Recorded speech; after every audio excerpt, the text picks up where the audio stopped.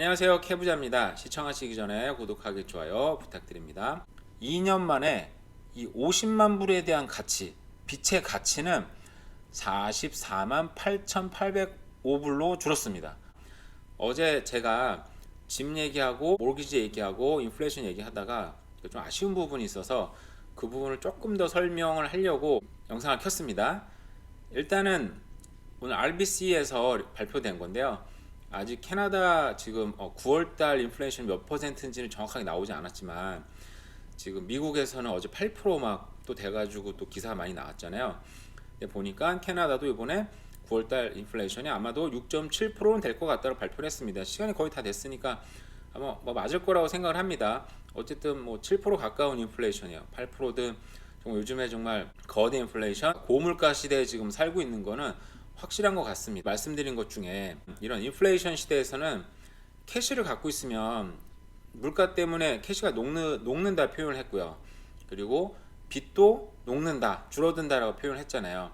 어제 이 부분을 조금 더 설명을 해볼까 싶어가지고 한번 영상을 켰습니다. 지금 현재 집을 갖고 계신 분들 같은 경우 자산을 표현할 때 뭐 캐시도 있고 뭐 주식도 있고 부동산도 있고 뭐 요즘은 비트코인도 있고 금도 있고 뭐 여러 가지 있잖아요.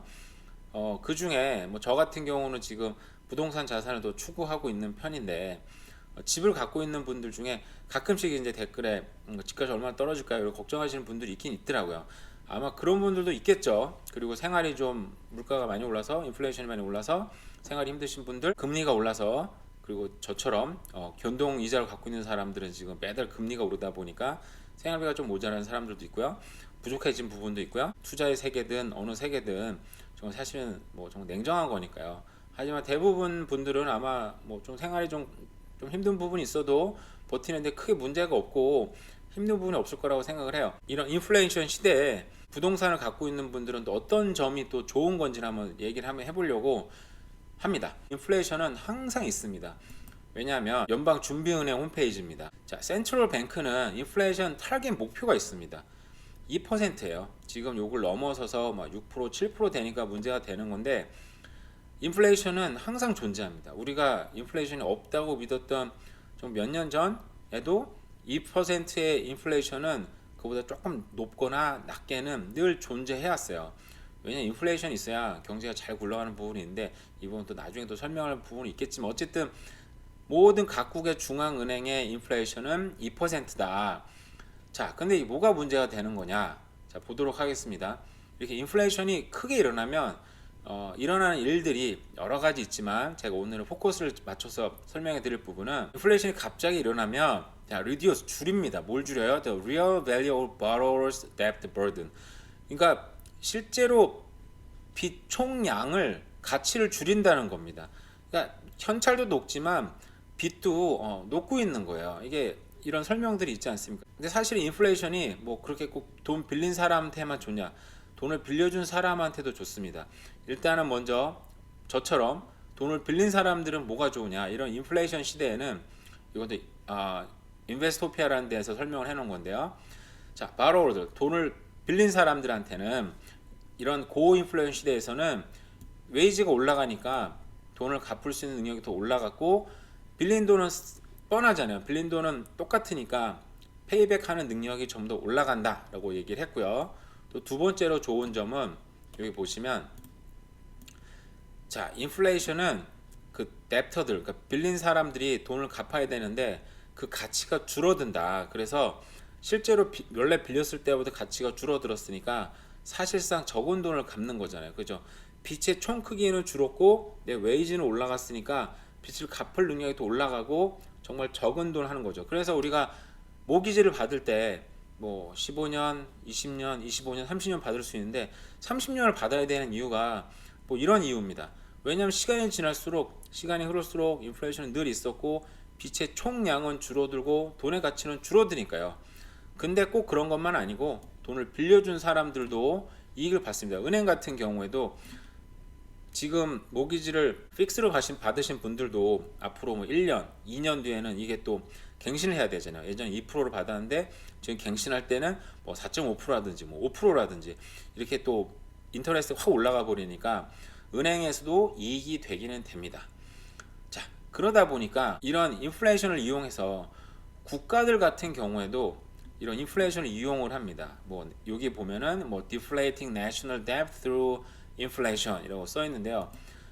그러니까 국가들 내셔널 뎁트를 국가 부채를 인플레이션을 이용해서 줄이는 겁니다. 아까 말씀드린 대로 총 부채량이 인플레이션이 커지면 커질수록 크기가 줄어들거든요. 국가들도 이런 것을 이용한다는 거죠. 이거를 우리말로 다시 얘기하면 이거는 이제 인플레이션 조세라고 표현을 합니다. 그러니까 세금 올리자 그러면은 이거는 막 일단 싫잖아요. 뭐라고? 세금 올린다고? 막 폭동이 일어날 수도 있습니다. 그러다 보니까 이 세금을 국가 부채를 줄이긴 줄여야 되는데 그래서 국가들이 흔히 쓰는 방법은 자, 정부는 화폐 발행권이 있기 때문에 자, 필요한 경비를 조세로 충당되지 않는 경우 국채를 발행을 합니다. 자, 국채는 돈을 빌리는 건데 쉽게 얘기하면 이 사람들한테 이 국채를 팔아서 그 모은 돈으로 이제 재정 집행을 하잖아요. 근데 이렇게 국채를 많이 발행할수록 인플레이션이 발생이 됩니다. 이건 우리가 팬데믹 때 이미 너무 많이 봐왔잖아요. 국가가 돈의 공급을 엄청나게 해대고 또 국채를 엄청나게 발행했고요. 그러다 보니까 인플레이션이 엄청나게 발행을 했죠. 그러다 보면 정부가 통화 발행을 재원으로 조달하면 인플레이션이 발생하고 민간의 지갑에 있던 화폐 가치가 하락을 합니다. 그러다 보니까 국가 부채는 줄고 실제로 나는 세금을 내지 않았지만 내가 갖고 있는 현찰의 가치가 줄어들었기 때문에 그걸 텍스라고 표현해요. 그래서 이거를 소리 없는 텍스라고 불리기도 합니다. 제가 설명을 좀 잘 했는지 모르겠어요. 다시 정리를 하자면 인플레이션을 통해서 국가 부채, 개인이라고 표현할 수 있습니다. 개인의 부채가 줄어들잖아요. 그죠? 자, 이런 걸 이용한다는 겁니다. 이게 어느 정도로 작용을 하냐 하면 여기 보면은 저도 오늘 찾은 건데 유용한 우리 뱅크 오브 캐나다에서 만든 사이트가 있습니다. 돈의 가치가 줄어드는지를 보는 사이트예요. 그래서 여기 보시면 $100가 1914년에 지금의 가치는 2,543달러라고 합니다. 엄청나죠. 인플레이션이 그만큼 어마어마해졌다. 돈의 가치가 그만큼 줄어들었다 라고 표현할 수 있는데요. 그래서 2,400%가 된다고 하는데요. 이거는 다른 데랑 다르게 거꾸로도 할 수 있더라고요. 자, 보도록 할게요. 세팅을 한번 바꿔봐세요. 이거는 연도를 좀 왔다 갔다 할 수 있다 보니까 좋은 것 같아요. 자, 가정을 해보겠습니다. 2020년에 집을 사는데 예를 들어서 50만 불을 계산을 좀 편하게 하기 위해서 50만 불을 이제 몰기지를 받았다고 칠게요. 자, 이러면 이 가치는 어떻게 됐을까 보도록 하겠습니다. 불과 2년 만에 이 50만 불에 대한 가치, 빚의 가치는 44만 8,805불로 줄었습니다. 그러니까 퍼센티지로 따지면 10.22%가 줄었어요. 근데 이거 아마 2022년도 지금 올해 지금 인플레이션 어마어마하게 있었기 때문에 사실 이거보다 더 클 거라고 생각을 합니다. 그죠? 그러니까 50만 불을 빚을 갚지 않고 예를 들어서 그냥 가만히만 놔뒀어도 이게 50만 불의 빚이 45만 불 정도로 줄었다는 겁니다. 결국은 인플레이션은 빚의 크기를 줄어들게 합니다. 그러면 자, 여기서 다시 얘기하는 게 뭐냐면 결국 우리가 집을 갖고 있는 분들, 그래서 지금 우리가 뭐 지금 힘든 시대가 오긴 왔지만 우리가 모기지를 갚는 것만으로도 자, 원금을 페이백하고 있어요. 원금을 갚고 있습니다. 그죠? 그리고 빚의 크기도 실시간으로 줄어들고 있습니다. 일석이조인 거죠. 그죠?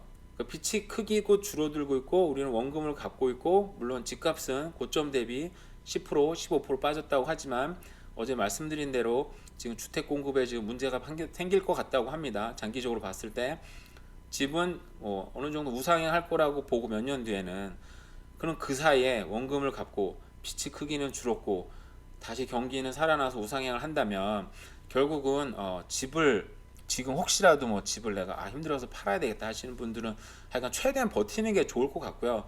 그리고 저 같은 경우는 이런 식으로 세월이 흐르면 정말 집을 통해서 이런 집을 통해서 자산의 전체 크기를 늘리는 걸 목표로 삼고 있는데 저는 그래서 이것을 세대를 이어서 정말 계속 투자를 하고 싶다는 생각을 하고 아이들한테 계속 얘기하고 있는데 얼마나 알아듣고 있는지는 모르겠어요. 사실은 여러분들도 제가 오늘 얘기가 어느 정도 잘 들었는지는 설명을 했는지는 모르겠지만 집 가고 계신 분들 정말 우리가 좀 버티는 것만으로도 굉장히 그냥 엄청난 이게 상처뿐인 영광이 아니라 상당한 이익을 보고 있다. 계속 우리 자산은 눈에 보이게 주는 것 같지만 원금을 갚고 빚의 크기도 줄고 있어서 몇 년만 지나면 자산은 분명히 또 늘 거다라는 확신을 갖고 계속해서 진행하면 될 것 같습니다.